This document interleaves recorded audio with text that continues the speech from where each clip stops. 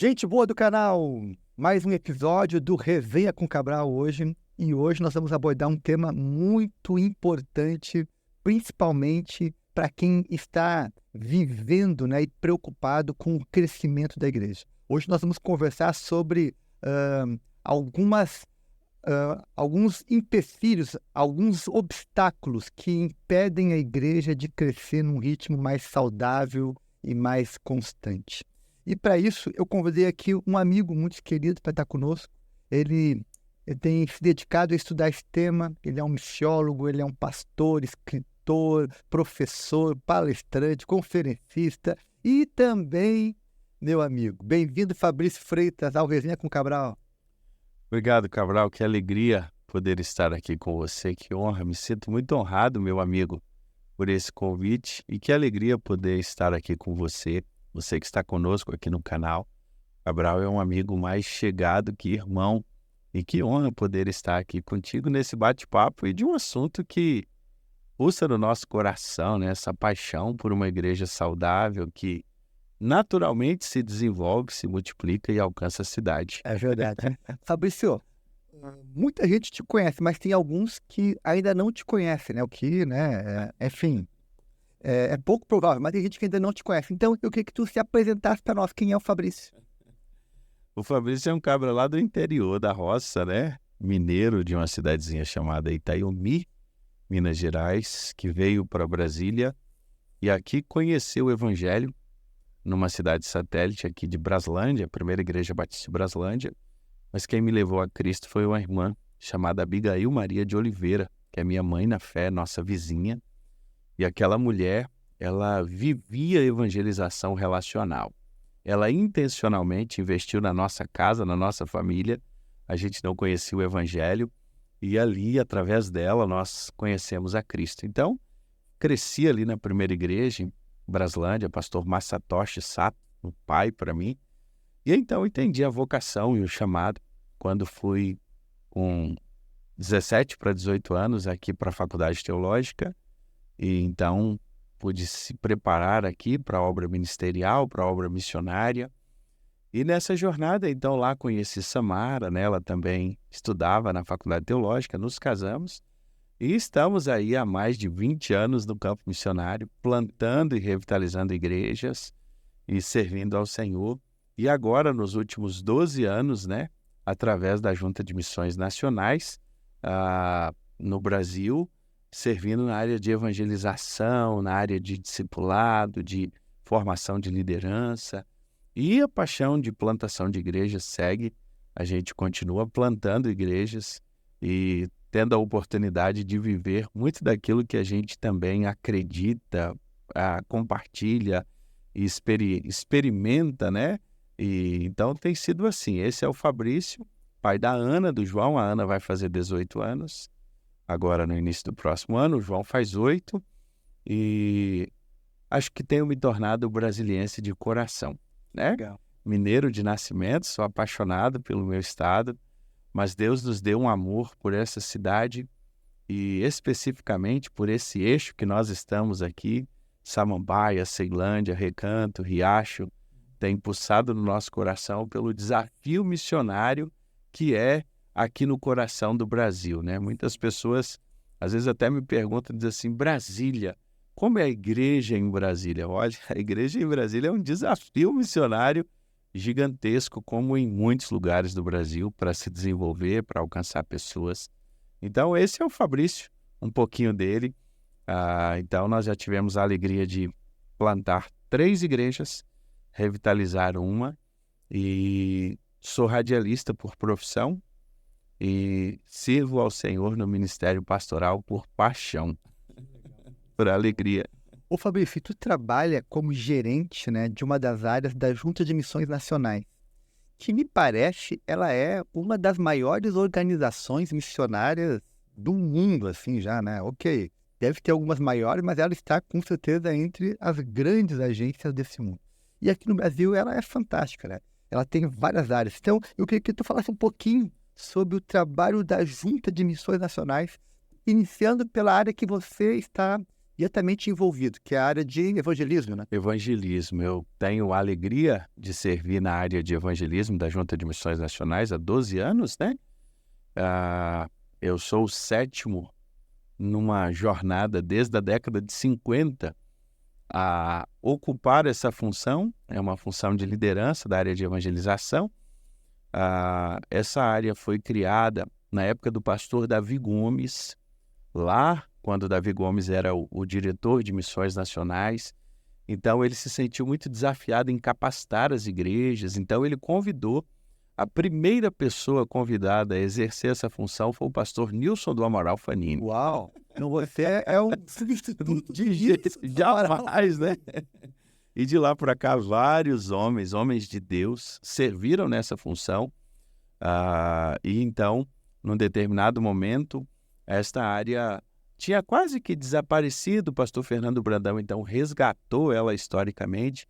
E o pastor Nilton Antônio de Souza ficou durante vários anos ali em Missões Nacionais.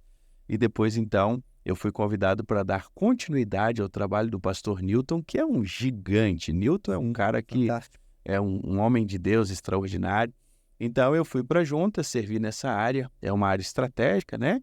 E a linha dessa área, inicialmente, era muito evangelização de impacto.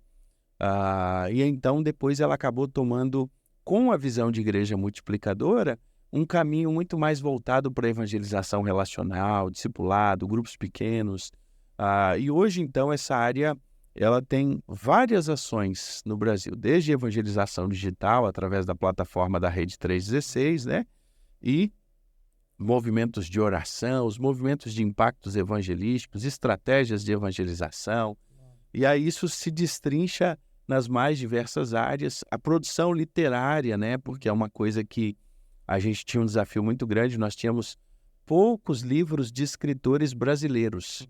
A nossa cultura batista era uma cultura em que normalmente a gente fazia tradução de boas, excelentes obras, mas de autores estrangeiros. Só importava. Só importava.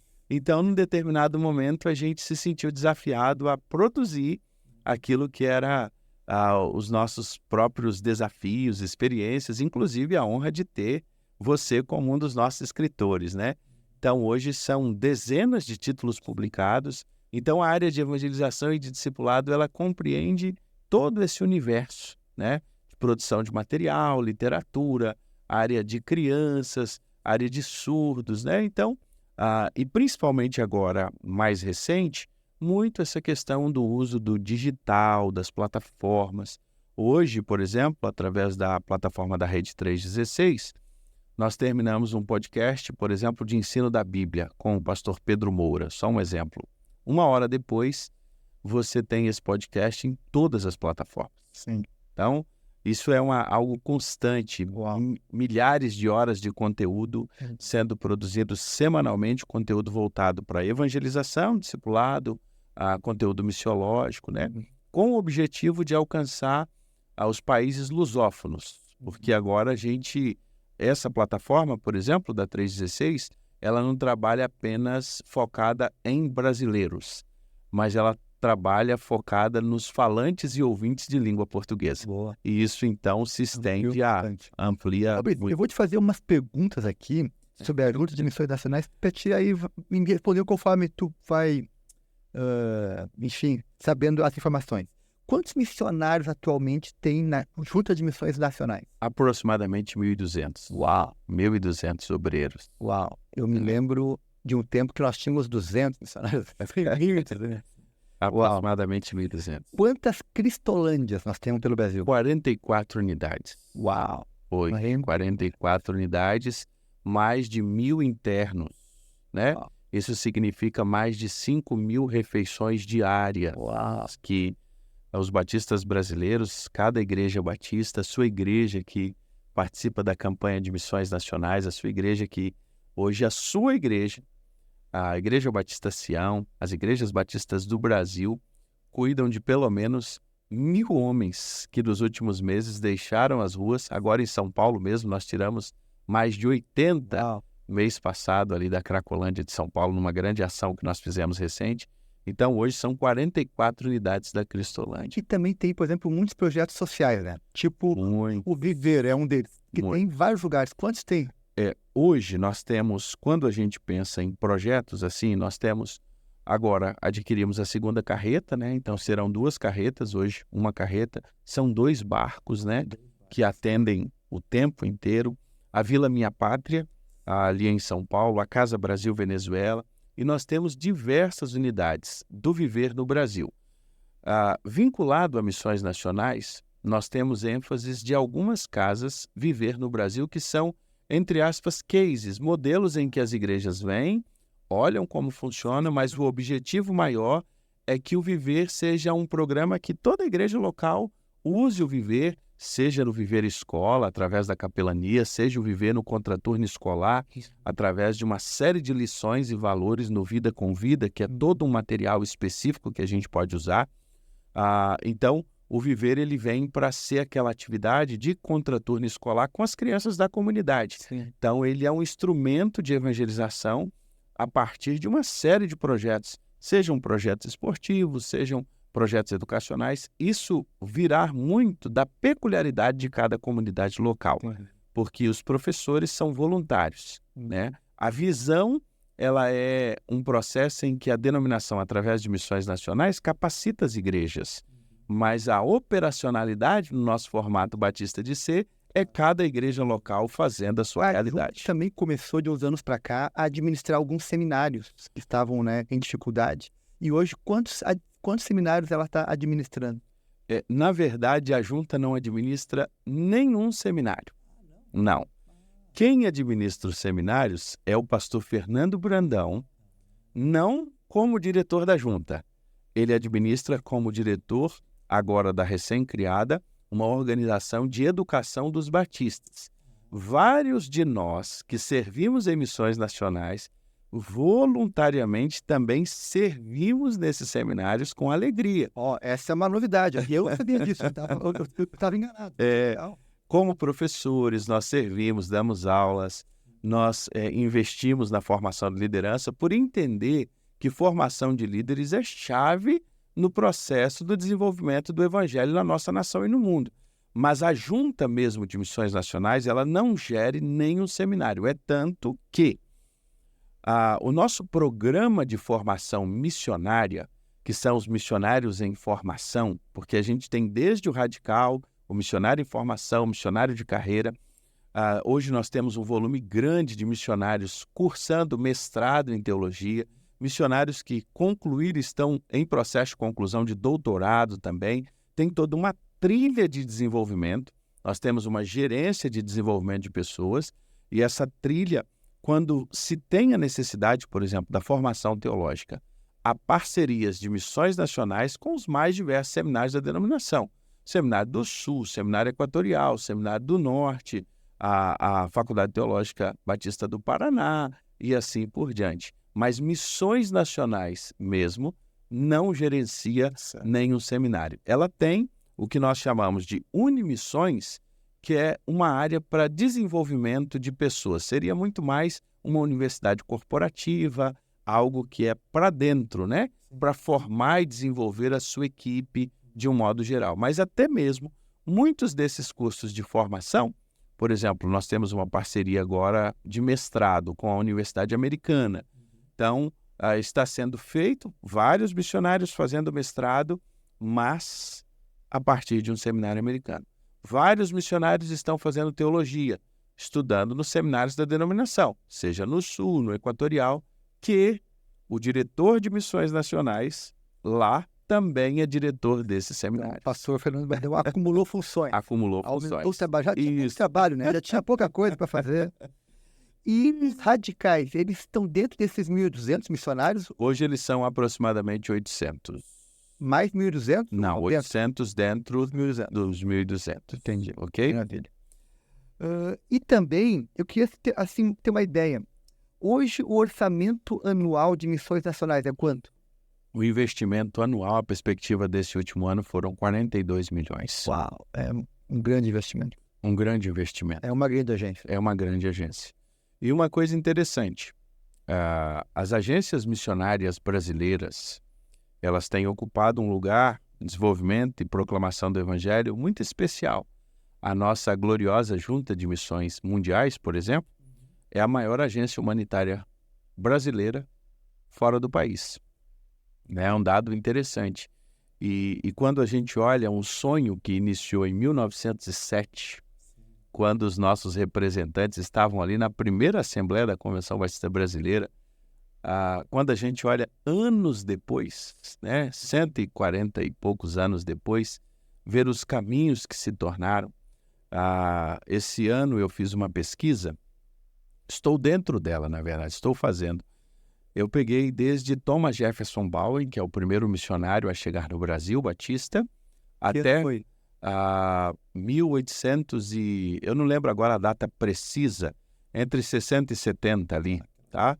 Porque depois a gente tem o envio, ele adoece, né? Ele veio para trabalhar, trabalhava com o povo iorubá, então ele tem problemas de saúde, ele deixa o país, e depois a gente tem então os primeiros enviados mesmo por missão, que é o William Bagby e depois o Zacarias Taylor, né? Mas a minha pesquisa, a ênfase maior era estratégias de evangelização. Então eu comecei a vir de lá até agora. O que nós fizemos de era a era, tempos a tempos, e eu usei algumas fontes. Os livros que nós temos, as histórias dos batistas, as edições do Jornal Batista desde 1901, que quando a gente tem a primeira edição, e todas as revistas A Pátria para Cristo, que começou em 1945, com o Bracher, porque quando você pega as nossas juntas missionárias, elas, com o passar dos anos, elas foram tomando uma proporção no coração do nosso povo gigantesca. E o nosso povo entendeu esse valor de amar, investir e buscar viver a obra missionária. Então, eu tenho um professor, porque é alguém que sempre me influenciou muito, e ele sempre diz, cada denominação ela tem uma característica. E ele falava sobre as denominações e cada uma das suas características. E ele dizia, a característica dos batistas é amar a obra missionária. Né? Então, uma igreja batista ela tem isso já no seu DNA. Esse envolvimento, seja com missões nacionais, missões mundiais, missões estaduais, missões locais. Sim. E é uma alegria, né, poder ser missionário das igrejas batistas do Brasil. Os batistas têm muitas organizações, né, que historicamente não deram muito certo, mas as juntas de missões, em especial mundial e nacional, são 2 cases de sucesso. São 2 organizações que deram certo, que são relevantes, que têm um alcance grande, que têm já um estofo, né? Então, quando a gente falar de organizações que deram certo, a gente pode falar dessas 2 juntas, com certeza. É um tempo de gratidão, né? Que ao longo da história, sem dúvida, todas estas organizações do nosso contexto, ela tem o seu valor para a sua época, para o seu tempo, para o seu momento. E talvez uma das coisas que fazem das juntas terem a sua continuidade e pujança é o foco, né? Porque o foco é a missão. Sim. Então, talvez também seja uma boa reflexão para toda e qualquer organização, seja batista ou organização para-eclesiástica, né? Qual é a sua missão? Será se no meio do caminho, muitas vezes, nós não nos perdemos da missão? O que pode também ocorrer com qualquer uma das juntas missionárias, né? Essa é uma das coisas que o pastor Fernando, ele insistentemente, né? Assim, é algo que a todo tempo ele trabalha muito isso conosco. Qual é a nossa missão? Qual a razão de existir da Junta de Missões Nacionais? Porque isso vai definir o que nós vamos fazer, a nossa prioridade, aonde nós vamos juntos investir os recursos, investir o tempo, o caminho, né? Então, foco na missão. Nós, de fato, existimos para cumprir a missão. E talvez podemos nos tornar facilmente relevantes quando a missão deixa de ser prioridade. É verdade. Perfeito. Excelente reflexão. Foco na missão. Ajustando foco. Ajustando foco.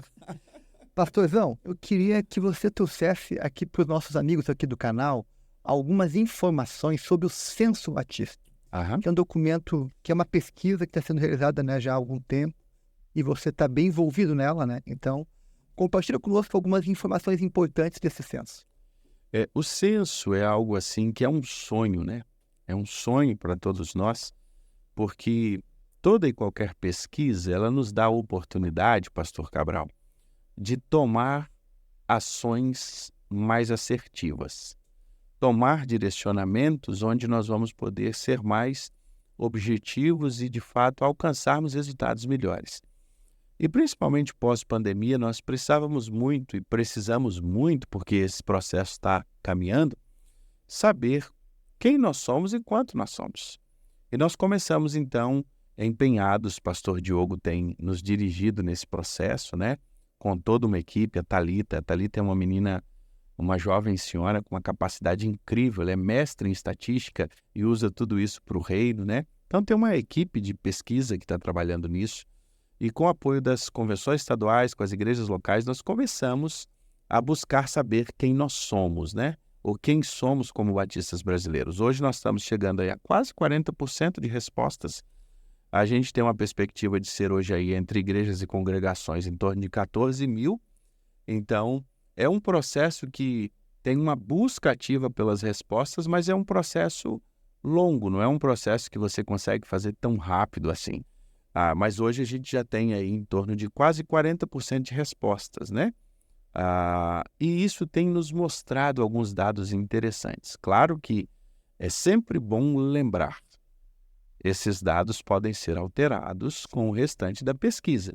Mas até aqui, um dado que nos chama a atenção é que quase 60% das nossas igrejas têm menos de 100 pessoas. Que é preocupante. O que é um desafio gigantesco, né? E que quando se faz por média, nós vamos ter ali em torno de 66, 67 pessoas por igreja, né? Nesse círculo de 60%. O dado ele é bem real. A gente que roda o Brasil, e o senhor é alguém que faz isso com muita maestria, a gente rodando o Brasil, a gente nota isso, mesmo no nosso campo. E quando a gente começa esta conversa, muitas vezes o que eu tenho ouvido assim, olha, 60 aqui para nós é uma igreja com um bom número, porque na verdade a maioria das nossas igrejas aqui tem menos do que isso, principalmente pós-pandemia, onde eu me lembro que uma das frases que o Diogo usou muito no início foi que as igrejas que na pandemia tivessem ou tinham comorbidades espirituais, elas estariam mais suscetíveis a sofrerem mais com o processo da pandemia. E isso aconteceu. Foi profético, se podemos usar essa expressão, né? Muitas igrejas, e essa é uma realidade, elas não fecharam porque elas tinham um patrimônio. Se elas dependessem de um custo maior de aluguel, de uma gestão desse patrimônio maior, elas não permaneceriam. Como muitas igrejas que dependiam, até mesmo de outras denominações, eu acompanhei diversas, elas não conseguiram, durante o processo pandêmico, se manterem financeiramente, até mesmo pagar as estruturas mínimas. Então, nós tivemos um volume muito grande de igrejas que, pós-pandemia, elas já estavam num desafio grande, mas elas se tornaram igrejas ainda menores e que estão lutando agora para se restabelecer à luz de um novo momento. Por quê? Porque a maioria das igrejas batistas, como locais e autônomas, foram igrejas que foram plantadas num Brasil rural. Sim. Só que hoje nós estamos num Brasil urbano. Nós vivíamos num Brasil rural e analógico. Hoje nós estamos num Brasil urbano e digital. E talvez um dos desafios que nós temos sobre igreja é que nós não estamos conseguindo nos comunicar. Por quê? Nós aprendemos a ser igreja lá atrás. Sim. Só que com todas essas mudanças, de tudo que esse turbilhão que está acontecendo, às vezes o que nos parece é que nós falamos e a comunidade ao nosso redor, ela não consegue ter esse sentimento da nossa fala. Ela não consegue. Por quê? Porque dentre as muitas coisas, todo o nosso processo de formação de igreja, ele partiu por geografia. E no movimento urbano, na cidade, as pessoas não se vinculam mais geograficamente. ela se vincula por relacionamentos. Sim, ou seja, ela pode morar numa cidade e congregar numa outra. Num bairro e no outro. Isso é o que mais acontece hoje. E aí muitos de nós ainda estamos em crises, por quê? Porque nós continuamos fazendo igreja para um Brasil rural e analógico. E talvez seja um pouco forte o que eu vou dizer. Se nós estivéssemos em 1980, 1990, nós estaríamos falando e as pessoas nos entendendo. Mas como nós estamos em 2023, talvez nós estamos falando e as pessoas não nos compreendem. Ou seja, uma boa ilustração, nós estamos com as igrejas muito certinhas para os anos 80, então, para os anos atuais. Dos anos atuais. E aí tem uma coisa interessante. Na missiologia, quando você se prepara para ser um missiólogo, uma das coisas que você mais estuda é contextualização. Por quê? Porque como você vai trabalhar com o povo, você precisa primeiro aprender a fazer filtro cultural, a compreender o povo, a entender a linguagem que aquele povo compreende o evangelho, para então você transmitir o evangelho. O pastor urbano é um pastor transcultural. E isso é um desafio. Por quê? Porque a maioria de nós pastores, a nossa grade curricular não nos preparou para a transculturalidade. Só que a gente entrou num contexto de cidade em que o transcultural agora é real. Então, nós estamos num contexto em que nós temos muitas culturas estabelecidas que vivenciam os seus modus operandi de maneira clara e nós não estamos conseguindo, literalmente, contextualizar a maior verdade de todos os tempos, que é o Evangelho do Senhor Jesus Cristo, a estas culturas e principalmente a cidade. Claro. E tem também, né, hoje um desafio, que me parece, que é o seguinte, existe hoje aquilo que é fácil chamar de conflito de gerações, né? Também. Muito fácil, porque hoje um jovem de 20 anos, ele tem uma cabeça muito diferente de um jovem que tinha 20 anos há 40 anos atrás. Com toda certeza. Eu olho para o meu filho, eu tenho um filho de 20 anos. Aí eu fico me comparando o que eu fazia com 20 anos, há 30 anos atrás, e o que ele faz. Muito diferente. Então, nós também temos esse desafio de nos comunicar com essa nova geração, que tem hoje uma nova cultura, um novo estilo, uma nova linguagem, né? Isso também é um desafio gigantesco. Contextualização. E isso talvez seja um dos pontos em que tem feito de nossas igrejas não alcançar as pessoas que estão ao seu redor. Sim. Por quê? Porque nós estamos falando numa linguagem em que as pessoas não estão entendendo. Não é a verdade que nós pregamos. A verdade sempre continuará sendo verdade. A grande questão é como nós estamos apresentando essa verdade. Sim. Uma coisa muito simples. Quando nós formatamos o nosso jeito de ser igreja, nós formatamos num Brasil rural, onde não existia trânsito, todo mundo morava ao redor da igreja. É por isso o conceito de paróquia. Todo mundo ao redor da paróquia. Ir à igreja, ou ir ao templo, melhor dizendo, manhã e noite, era algo fácil para todo mundo.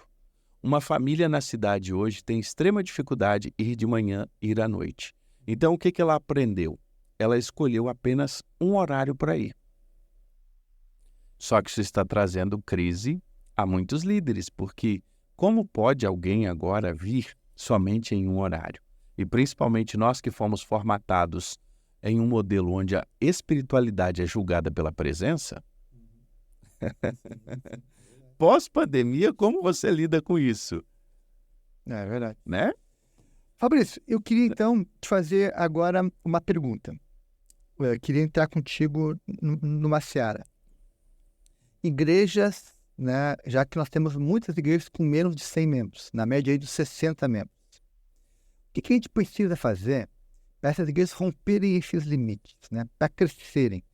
Hoje a gente quer falar um pouco também sobre isso, destravando o crescimento, né? Então, nós já vimos que algo que que trava o crescimento é a falta de contextualização, falta de comunicação com a nossa cultura, com as gerações mais novas.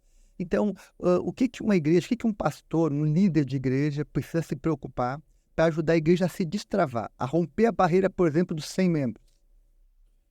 Esse é um estudo muito interessante, porque ele não é um estudo de apenas um fator.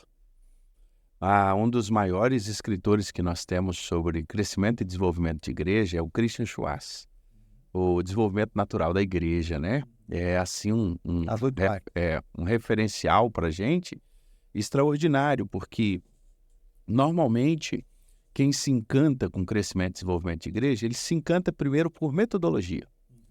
Depois ele começa a amadurecer nesta teologia do crescimento e desenvolvimento, e ele começa a ver que a questão maior são princípios e não metodologias. E essa é a grande verdade que o Christian Schwarz nos apresenta. Ele pesquisou igrejas em todo o mundo e ele viu que estas igrejas tinham princípios que eram semelhantes, né? E ele diz uma coisa interessante, que nesses princípios semelhantes, nós precisamos buscar a saúde da igreja. Uma igreja saudável, ela naturalmente vai se desenvolver. Quando um filho está saudável, você não precisa dizer para ele todo dia, cresce, cresce, cresce. Não, ele naturalmente vai se desenvolver. Então, um dos primeiros passos nossos e que nós precisamos parar e aprender a avaliar é o nível de saúde das nossas igrejas. E esses níveis, eles precisam, e temos o desafio de aprender a medi-los, não apenas matematicamente ou numericamente, mas qualitativamente. Porque, às vezes, o nosso maior problema é a compreensão, por exemplo, da missão. A gente diz assim, todo mundo tem que fazer discípulo, fazer discípulo, fazer discípulo. Mas como? Nós não temos essa compreensão clara. E às vezes, quando nós nos afastamos da missão, o que faz uma igreja estar rodando ao redor de si mesma é quando ela perde a sua missão, a sua razão de existir. E aí, isso ocorre muitas vezes quando nós, líderes, também perdemos nossa razão de existir. Então, se nós, como líderes, não estivermos o tempo inteiro chamando o nosso povo para voltar ao ponto principal, qual é o ponto principal? A glória do Senhor, nós existimos para glorificar a Deus e cumprir a missão. Mateus capítulo 28. Nós temos um Deus em missão que nos resgatou, né? A missão de Deus, a Missio Dei, Deus nos resgatou. Para quê? Para que nós pudéssemos nos unir a Ele, que é um Deus em missão. E qual é a sua missão? Resgatar o homem perdido. Mas, às vezes, o que acontece conosco como igreja? Com o passar dos anos, nós, como igreja, vamos deixando o foco da missão de lado. Sim. Nós nos envolvemos com muitas coisas, temos muitas atividades, passamos a investir o nosso tempo numa série de coisas, menos na missão. E a pergunta é, como uma igreja vai se desenvolver se ela não tem a sua missão como prioridade? Como uma igreja vai se desenvolver, por exemplo, se ela não aprende a viver os mandamentos recíprocos? Amai-vos uns aos outros, cuidai-vos uns dos outros, confessai as vossas culpas uns aos outros, levai as cargas uns dos outros. Jesus, em João 13:35, ele diz uma coisa muito interessante. E o mundo saberá que vocês são meus discípulos no dia em que vocês amarem uns aos outros. Uma das maiores estratégias de evangelização é nós aprendermos a cuidarmos uns dos outros. Se nós notarmos o que impactou Atos 2, a comunidade de Jerusalém, não era necessariamente só a pregação pública de Pedro, mas o que impactou a comunidade de Jerusalém é que quem estava de fora olhava para dentro e via aquele povo que dividia, aquele povo que amava, aquela comunidade que partia o pão uns com os outros, choravam uns com os outros, estavam de casa em casa. Então aquilo, para eles, foi algo que impactou de tal maneira que quem estava fora dizia assim, cara, eu quero entrar nesse negócio, porque isso aqui é extraordinário. Aqueles discípulos, eles eram parecidos com Jesus.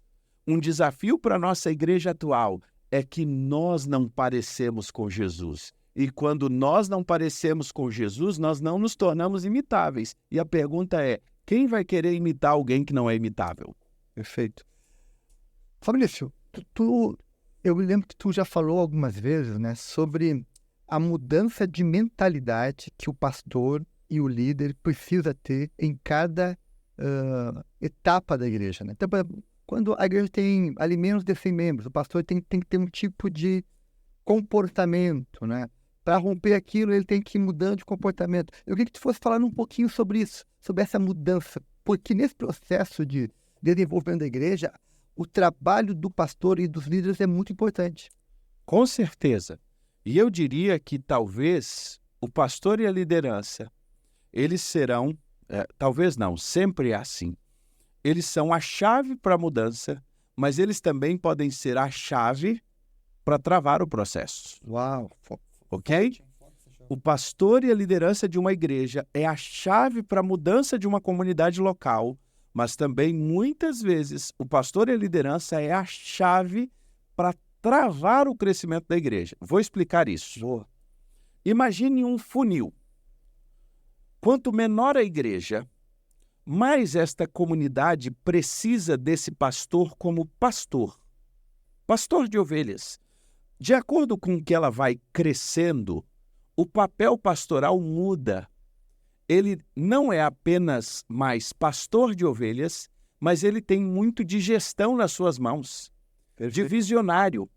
E aqui talvez seja um dos nossos maiores desafios, porque a maioria de nós fomos preparados para sermos pastores e não gestores. E no caminho, quando nós somos desafiados a abrir mão de muitas atividades do pastoreio para que a gente treine novos líderes e eles ajudem no processo de pastorear toda a comunidade, nós vencemos e estamos lidando, melhor dizendo, com o primeiro luto. Qual é o primeiro luto do pastor? Abrir mão da sua função pastoral para que outros possam fazer o que ele faz. Uma igreja até 60 membros, essa média, a gente chama ela, o Tim Keller tem uma definição muito interessante, a igreja familiar. É aquela família, todo mundo se conhece. O maior fator de atração de uma igreja até 60 membros são os relacionamentos, porque é aquela coisa tão gostosa. Ela não tem ainda toda uma estrutura, ela não tem ainda tantas exigências, é tanto que, por exemplo, ela não tem muitas formalidades. Alguém chegou, canta, se é afinado ou não é afinado, não importa, nós somos o quê? Uma família. Às vezes o culto começa atrasado, termina um pouco depois. Alguém está preocupado com isso? Não. Por quê? Porque nós somos uma família. Ela aí precisa tomar uma decisão. O pastor e a liderança. Qual é a primeira decisão nessa etapa? Nós queremos continuar o resto da vida, sendo apenas esses 30, 40, esta família aqui, ou nós estamos dispostos a romper essa primeira barreira? Romper a bolha. Romper a bolha.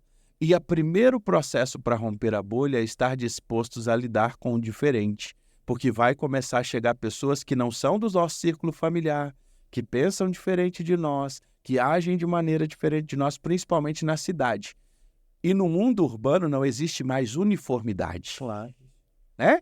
Então começa a vir a pessoa com maneira de falar diferente, maneira de pensar diferente, maneira de se vestir diferente, e de repente você tem que lidar com aquele seu grupo que era extremamente protegido de 20 e 30, o desafio de romper essa primeira barreira. Até em torno de 150 membros, quem estuda crescimento e desenvolvimento de igreja, há uma afirmação muito interessante. Muito desse processo tem vinculação com o pastor titular. Acima de 150, que é uma igreja pequena indo para ser média, na maioria dos lugares, é a hora em que esse pastor e a membresia da igreja vai sofrer talvez os seus maiores choques. Porque a mudança de mentalidade não vai ser só do pastor, vai ser também da liderança. Mas a gente estava falando nessa de 30, 40. Então ela rompe, ela aceita começar a lidar com o diferente. Quando ela começa a aceitar lidar com o diferente, ela começa a ter que abrir mão de algumas funções. Então gente nova está chegando, novas pessoas começam a serem treinadas, precisamos de mais ênfase na evangelização. É hora que você precisa ter um processo de evangelização melhor estabelecido, o mínimo possível para começar a alcançar novas pessoas. Isso seja através de uma evangelização relacional, seja através de grupos pequenos. Mas a figura ainda predominante numa igreja até 150 pessoas, é o pastor titular. Ele que une ou desune. Ele que une ou desune. Então, ele é interessante isso, ele é aquela voz, ele é a voz convocatória.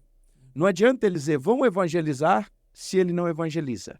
Não adianta ele dizer, vão buscar cesta básica, se ele não busca. Há uma coisa muito interessante. Quanto menor a igreja, mais pessoas decidem, menos fazem. Sim.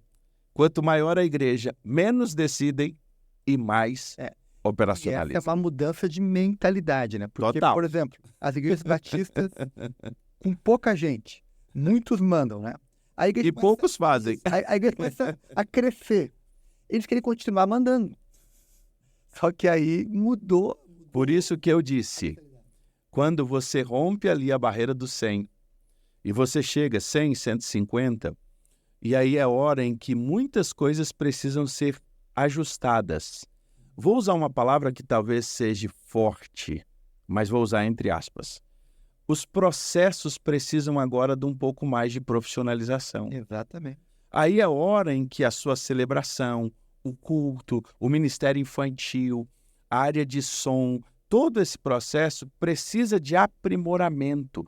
Coisa que lá na igreja caseira não é tão importante. Não é tão importante. Então a gente não está preocupado, porque cada dia um fica com os filhos, cada dia um liga a caixinha de som, agora não.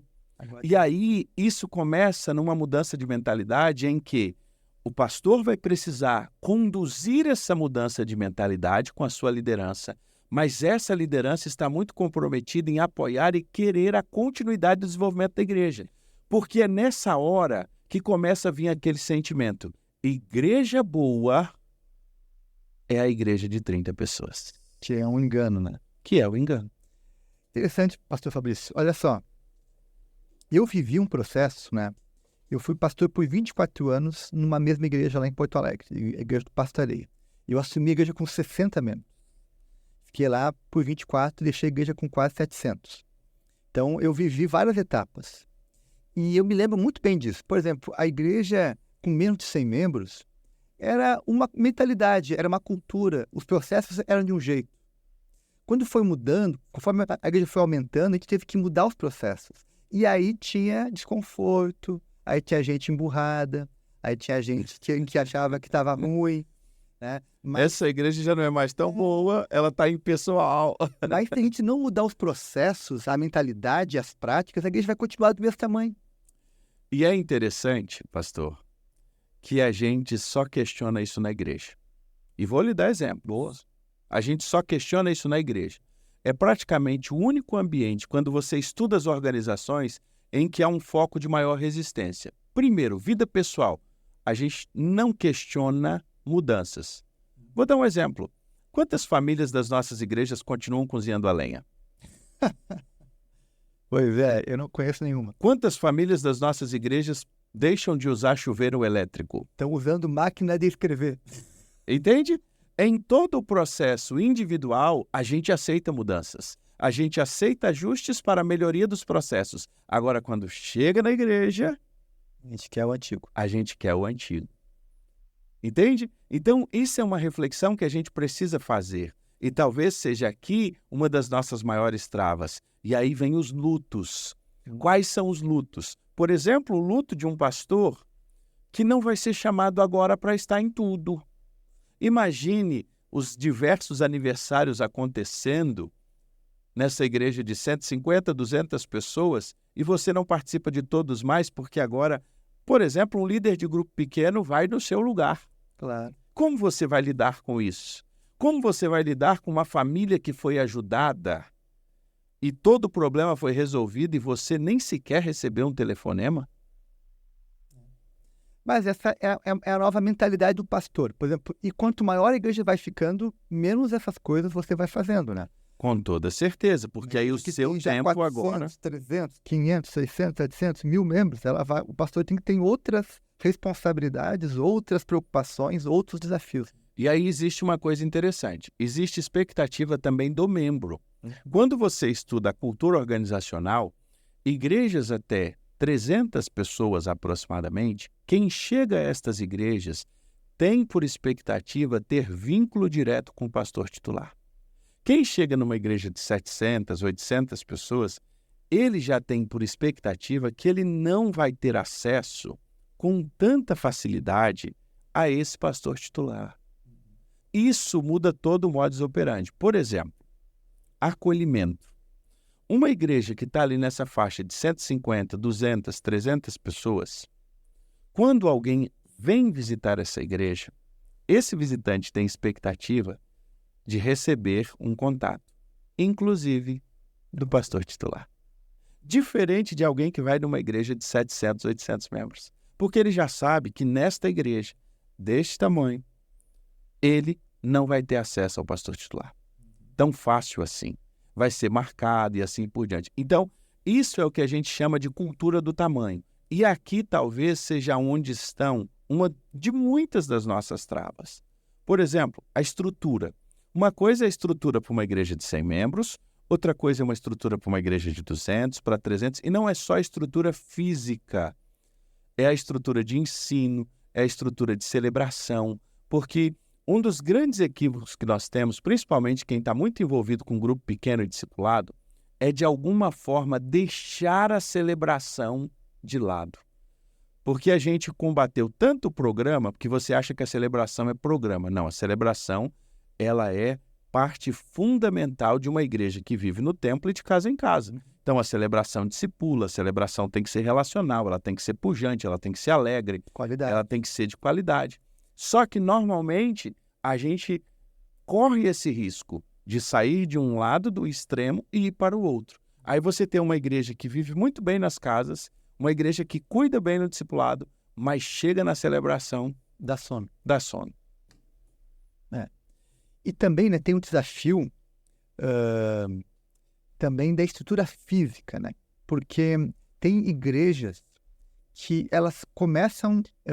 eu vivi isso em Porto Alegre uma época. A igreja cresceu, mas ela bateu num teto que a estrutura impediu o crescimento. E aí o que aconteceu? A gente não achou soluções para a estrutura. Adivinha o que aconteceu? Em pouco tempo, a igreja encolheu. Então, se você não encontra soluções a igreja continuar crescendo, e aí tem que usar criatividade, pode ser várias soluções, né? Mas se você não encontrar soluções, a igreja tem o risco de bater no teto e decrescer. Hoje nós estamos vivendo um pouco isso na nossa plantação. Por isso essa luta de buscar um novo espaço. Porque chegou um momento em que o espaço em que nós temos, ele não nos comporta mais. Isso. E há uma perspectiva muito interessante. Você tinha dados antes da pandemia sobre tamanho de espaço e percentual de preenchimento, e você tem pós-pandemia outra expectativa. Por quê? No pós-pandemia, as pessoas desenvolveram uma nova cultura, que não é mais sentar uma tão junta da outra. Sim. Não sei se o senhor já notou isso. É Verdade. comum isso.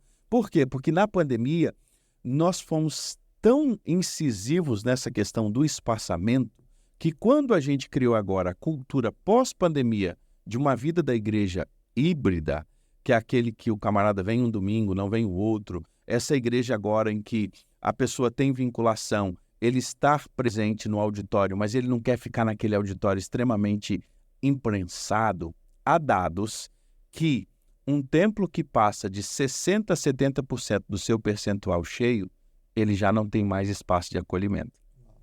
Então, essa ideia... E tem um livro muito bom do Sidney, lá da Memorial de Alphaville, que é um gigante. Compre cadeiras. Eu acho que é um bom exemplo de alguém que pode nos ajudar muito sobre isso, a prática do Sidney, essa ideia de sempre ter lugares vazios para acolher quem chega. Aqui, isso tem uma mensagem, né? Sim. Por trás disso. Aqui sempre cabe mais um. Mas, Fabrício, eu queria também te ouvir sobre uma coisa.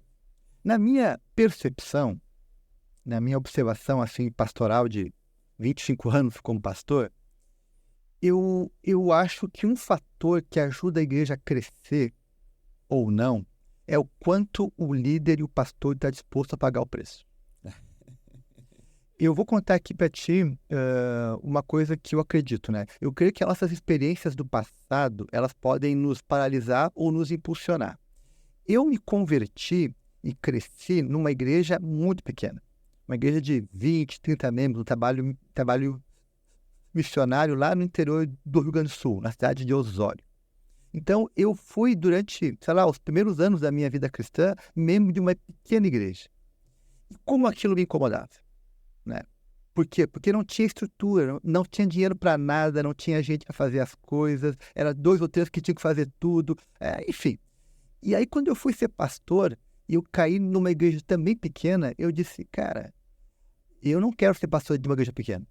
Eu quero dar a minha vida para viver uma experiência de uma igreja que vai crescer. Então, aquela minha experiência, digamos, né, do passado que me trazia desconforto, me fez desejar muito trabalhar para que a igreja crescesse, nunca me acomodar com isso. E eu conheci muitos colegas ao longo da caminhada que não estavam muito preocupados com isso, tá?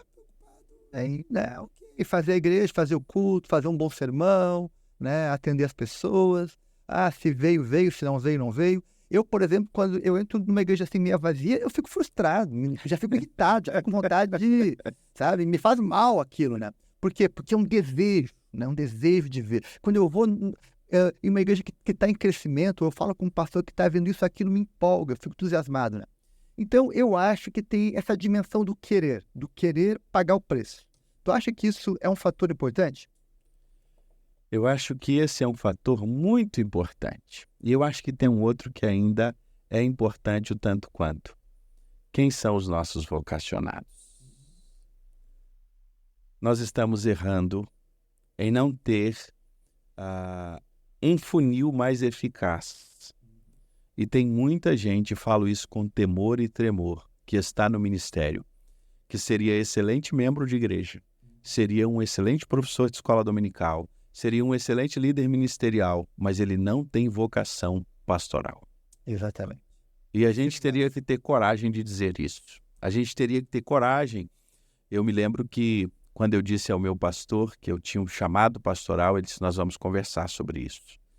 E ele teve uma conversa dura comigo.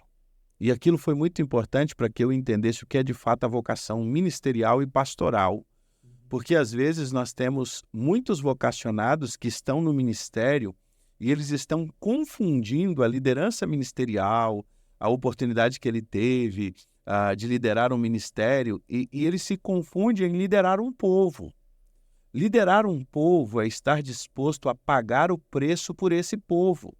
Quando a gente olha Moisés estava disposto a pagar o preço pelo povo. Quando a gente olha toda a história do Antigo Testamento, os líderes que nós tivemos, o Novo Testamento, quem liderou estava disposto a gastar a vida. Pastor Heber Vasconcelos, que a gente o chama de príncipe dos pregadores, né? Um gigante, já está na glória com o Senhor. Há um sermão dele fantástico, baseado naquele texto em que o obreiro é como a vela. Para ele iluminar, ele tem que se desgastar. O problema é que tem gente que quer iluminar sem se desgastar. Aí não dá. Então, essa conta não fecha. Não fecha. Eu não estou dizendo que o ministério é um fardo, não é isso. Eu estou dizendo a paixão de olhar para o ministério e dizer, olha, Deus nos chamou para uma obra específica de paixão, de realmente liderar um povo. E aí tem um outro ponto também. Como nós não valorizamos muito dons, o estudo dos dons, muitas vezes tem pessoas que têm dons extraordinários, mas estão nos lugares errados. Uhum. Tem pessoas que têm dons que... vou dar só um exemplo simples. Não que eu não acredite que um mestre não possa plantar uma igreja. Eu creio que um mestre pode plantar uma igreja. Mas a característica de um mestre é muito mais voltada para um trabalho estabelecido do que um evangelista, claro. Do que um apóstolo. Não um apóstolo como nesses dias aqui, eu digo enviado, né? Sim. O missionário, aquele desbravador. E aí o que ocorre? Muitas vezes nós temos pessoas com dons preciosos em lugares errados, em posições erradas. E às vezes você tem pessoas que seriam excelentes mestres, mas que por alguma razão acharam que eram pastores.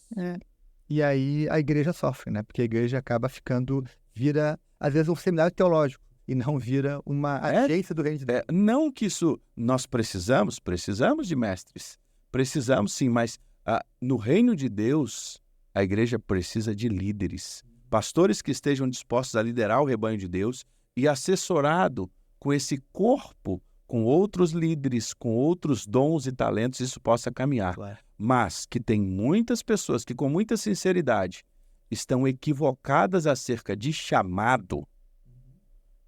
Por quê? Frutos. É verdade, não tem frutos, né?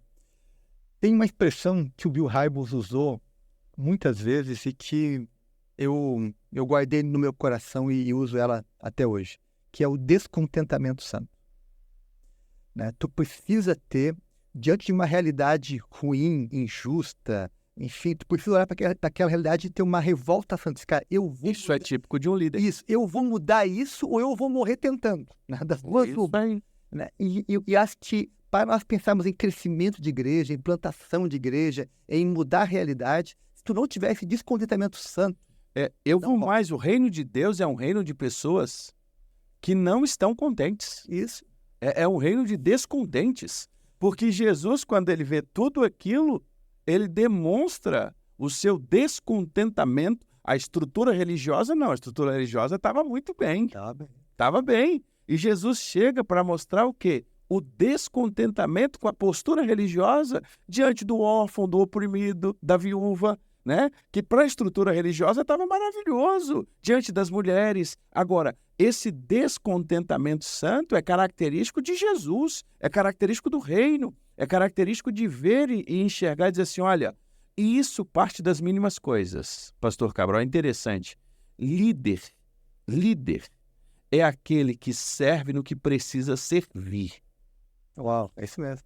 E o que nos falta hoje são líderes que queiram servir aonde precisa servir. Quer ver um exemplo? Às vezes o cara chega, a cadeira está desarrumada, mas porque ele se acha líder, ele acha que aquilo não é responsabilidade dele. E ele passa e ela continua desarrumada. E ele critica. E ele critica porque alguém não arrumou. Então, talvez a atitude seria arrumar e vamos corrigir para que não ocorra mais. Mas, de um modo geral, nós temos muita gente para mandar, muita gente com excelentes ideias, mas pouca gente que está disposta a colocar a mão na massa e fazer. E aí uma coisa interessante, a gente vive num mundo das consultorias. Eu acho legal, às vezes eu fico vendo, tem tanto consultor, tem tanto livro escrito, principalmente nessa área de crescimento, discipulado, grupos pequenos. Outro dia eu vi um livro interessante, aí eu perguntei ao autor, você tem grupo pequeno na sua igreja? Não, a gente vai começar, mas ele já escreveu um livro. Então, a gente tem uma geração... Tem teoria, Fara. Muita teoria e pouco chão de fábrica. Talvez o que a gente está precisando é de uma boa teoria, porque jamais a gente desassocia a teoria da prática. A gente precisa da validação, mas a gente precisa de gente que também esteja disposto a colocar a mão na massa. Pastorzão, eu quero te fazer assim agora te apresentar aqui alguns temas para te responder assim de forma objetiva, o que você pensa sobre eles. Primeiro tema, igreja e mídias sociais. Mídias sociais é a nova rota romana, é o caminho para se ultrapassar a última fronteira. Eu creio nisso piamente, invisto a vida, recursos, e o que eu puder investir, vou mais e mais. Acredito nisso. Tu falou, né, do Sidney Costa, um amigo meu, ele me disse que hoje, olha só, essa conversa eu tive com ele faz pouco tempo, ele me disse o seguinte, que atualmente, se ele fosse pastor de uma igreja local, pequena, com poucos recursos, e ele pudesse contratar uma única pessoa, ele contrataria alguém para cuidar da comunicação da igreja. Pronto. É isso aí. Seria a minha primeira contratação. Não seria um pastor de música, de jovem, não. Seria alguém para tratar da mídia da igreja. Tal é a importância disso. Isso aí. Pastor, liturgia de culto. Falou, né, que tem igrejas que estão cuidando muito, talvez, das casas e pouco do culto. O que você pensa sobre uma liturgia de culto contemporânea e tão importante quanto a eclesiologia? Não se separa.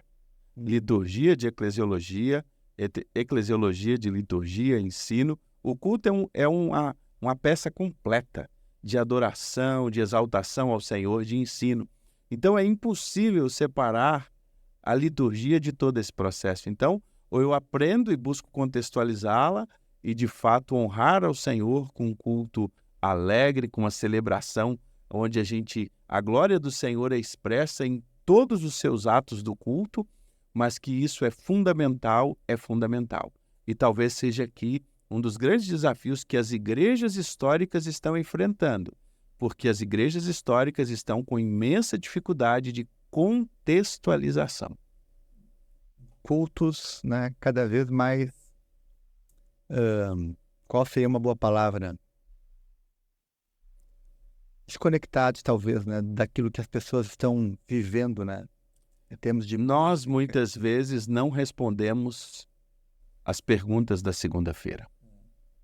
Há uma coisa em que é um grande desafio para o movimento histórico: a aplicabilidade da mensagem. Nós podemos ter uma excelente mensagem sem muita exposição e pouca aplicação. E isso é um desafio para nós. Uma aplicabilidade em que eu saia dali e saiba o que eu vou fazer com aquele conteúdo, o que eu vou fazer com o ensino bíblico. Eu sou apaixonado pela pregação expositiva.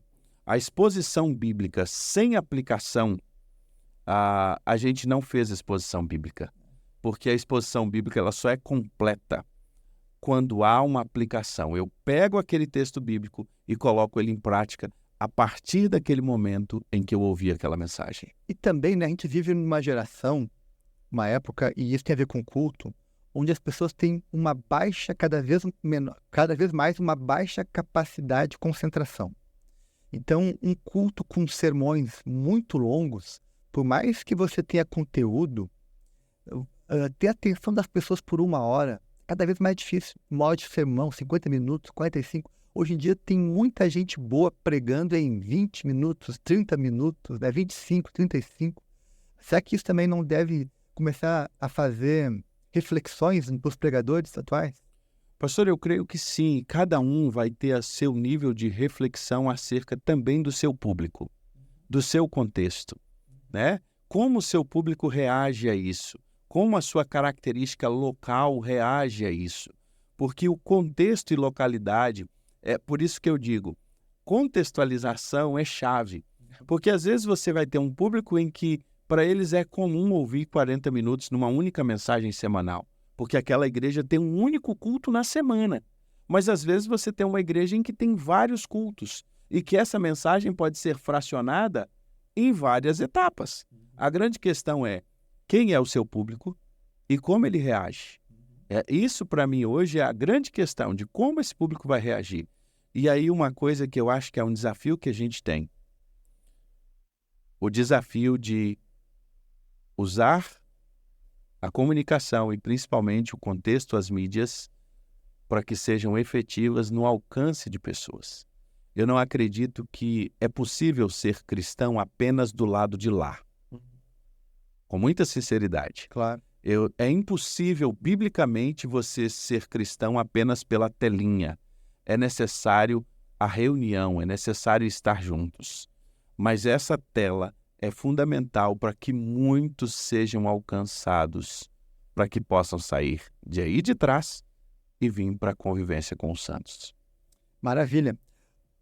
Pastor, uma outra pergunta que eu te ouvi sobre isso. O que é mais importante ou mais urgente atualmente? Plantar igrejas ou revitalizar igrejas? Eu creio que as duas coisas têm o mesmo valor. Agora, muitas das igrejas que nós falamos que elas deveriam ser revitalizadas, na verdade, elas deveriam ser plantadas, porque elas nunca foram plantadas. Ali foram apenas sementes lançadas que precisam, de fato, se plantar uma igreja. Então, há muito lugar que carece de plantação de igreja, mas há muitos lugares onde se precisa de uma igreja, você tem ali uma estrutura, você tem um templo, você tem um patrimônio com um grupo muito pequeno de pessoas. A grande pergunta é, essas pessoas estão dispostas a mudanças? Essas pessoas estão dispostas a, de fato, querer serem igrejas? Ser uma igreja que viva aquilo que a palavra nos ensina? Ou estas pessoas estão ali apenas para se manter, guardar a história? Porque acho que essa é a grande pergunta. Porque quando você tem um grupo muito pequeno com um patrimônio que eles não querem, de fato, viver como igreja, eles vão viver o resto da vida ali com 15, 20, Deus os abençoe. Sem ter tempo. Acabou, e é aquilo ali. Então, esta igreja, ela já definiu o que ela quer. Ela não vai ser revitalizada, ela não vai ser replantada, porque a grande questão não é o que se oferece a ela, mas é quem está ali e como se recebe. Agora, há muitas igrejas nesse contexto que elas querem uma mudança. É um povo inconformado. É aquela inconformação santa. Então, chega mais um líder que é inconformado, esse casamento vem e essa realidade é mudada. Então, há muitos critérios que precisam ser vistos. Há uma cultura nos Estados Unidos muito interessante, que é a morte da igreja. Não sei se o senhor já ouviu falar sobre isso. Há um culto em que aquela igreja que não avançou ao longo de anos é feito para agradecer ao Senhor e ela acaba. E ali, então, depois, começa uma nova igreja no mesmo lugar, mas com uma outra perspectiva, sabendo que houve um tempo de encerramento e agora uma nova possibilidade. Quem sabe a gente não pode pensar em algo assim? É verdade, é verdade. Pastor, eu queria também te ouvir sobre um tema. Qual o papel das organizações? Aqui eu me refiro a juntas, convenções, associações, para ajudar a igreja local no seu crescimento. Elas só existem para servir. Organização não foi criada para fazer o papel da igreja. A organização existe para servir a igreja. O grande problema é quando a organização quer ser maior do que a igreja. Seja ela qual for, a convenção, seja ela a União Feminina, a Junta de Missões Nacionais, seja ela a Ordem dos Pastores, qualquer que seja a organização, ela só existe por uma razão, a igreja local. Jesus não criou a organização, Jesus criou a igreja. E a organização precisa entender o seu papel. Quando ela deixa de servir a igreja, quando ela perde o seu papel, ela perde o seu espaço na igreja. É por isso que muitas organizações que lá no passado serviram de maneira muito útil às igrejas, hoje elas de alguma forma estão sendo deixadas de lado e elas não param para se perguntar por que isso está acontecendo? Porque elas perderam a relevância no contexto da igreja local. Ela não é mais relevante como ela foi lá atrás. E se ela não é relevante, ela não vai ficar apenas por causa da logo. E muitas querem ficar apenas por causa de uma logo e manter uma estrutura. E isso não vai acontecer, porque para a igreja local, a organização, seja ela qual for, para-eclesiástica, e mencionamos várias que nós temos, elas só terão sentido se elas forem úteis, se elas forem relevantes. Se ela não está sendo relevante, é muito provável que ela vai ser deixada de lado. Fica a dica, fica a dica. Pastor Fabrício, eu queria agora, caminhando aí para o final, fazer aí 2 perguntas. A primeira delas é, que palavras de encorajamento nós podemos deixar para os pastores e líderes que vão assistir esse podcast em algum momento da sua vida? Meu irmão, eu quero lhe dizer uma coisa.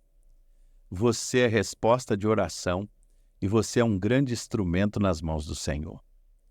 Você foi chamado para liderar o maior empreendimento de todos os tempos, que é a Igreja de Jesus. Não existe nada igual. Não existe nenhuma organização no mundo que chegue nem tão perto. Olha, ninguém, nunca, em toda a história da humanidade, abençoou mais a humanidade do que a igreja. Ninguém chega nem perto. Imagine no último domingo, quantas pessoas não receberam uma mensagem de esperança? Quantas pessoas durante essa semana já não receberam um abraço, uma ligação, uma oração, uma cesta básica? É a igreja que está nos momentos mais difíceis e mais alegres. É o povo de Deus que está ali junto com aquelas pessoas que mais carecem.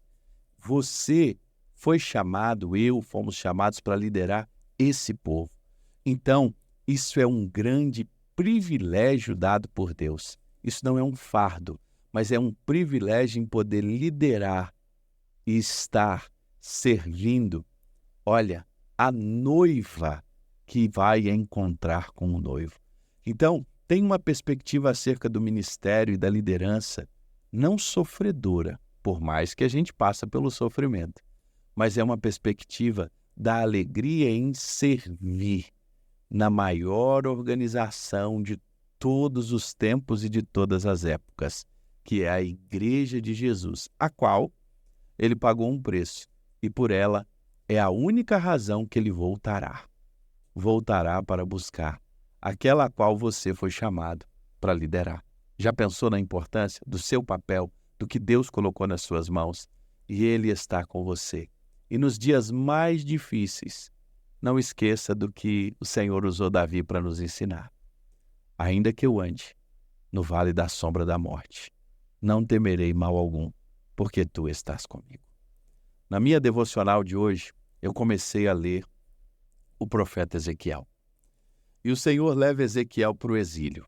E no capítulo 1, lá no exílio, Deus fala com ele e a mão do Senhor o sustenta. Talvez você está vivendo um momento de exílio. Você está vivendo um momento mais difícil da sua jornada. Não perca a perspectiva que Deus está conosco também no sofrimento. Ele fala conosco e a sua mão nos conduz. Deus te abençoe.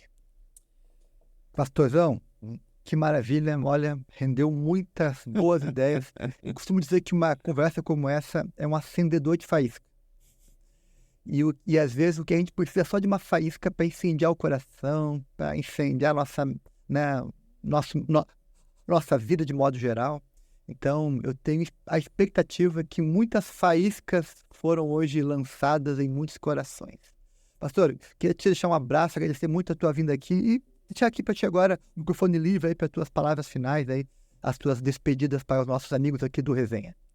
Olha, eu só quero agradecer ao Cabral, ele, sua família, a igreja, esse amigo mais chegado que irmão que o Senhor, o ano que vem faz 10 anos que a gente começou a caminhar juntos e eu sou muito grato a Deus pela vida, pelo exemplo. E eu sou muito grato a Deus por tudo aquilo que Cabral tem feito na minha vida, me abençoado. Muito obrigado, pastor, pelo seu exemplo, pelo seu carinho, seu cuidado. E a gratidão por poder estar aqui, né? Estar junto contigo, bater papo com você é sempre muito bom. E só quero dar uma sugestão. Vamos trocar a caneca pela cuia. Bora! Porque resenha com Cabral tinha que ter chimarrão. Boa, pastor. Boa dica, boa dica. Vamos fazer isso. Valeu, gente. Obrigado. Um abraço.